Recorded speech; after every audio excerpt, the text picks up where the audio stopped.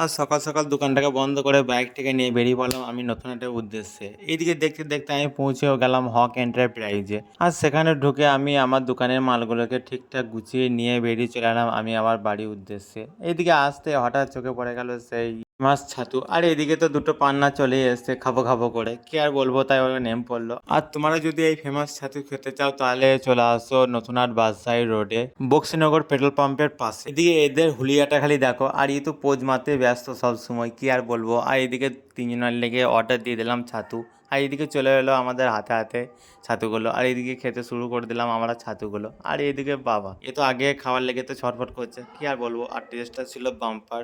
এদিকে আমরা খেতে থাকি আর তোমরা দেখতে থাকো, কি আর বলবো, বলার তো কিছু নাই। আর তোমরা যদি খেতে চাও চলে আসতে পারো সকাল 9টা থেকে বেলা 1টা পর্যন্ত। এদিকে খাওয়া শেষ করে পেমেন্টটা মিটিয়ে চলে এলাম আমরা বাড়ির উদ্দেশ্যে বাইকটাকে নিয়ে মোটরসাইকেলে ভু ভু ভু।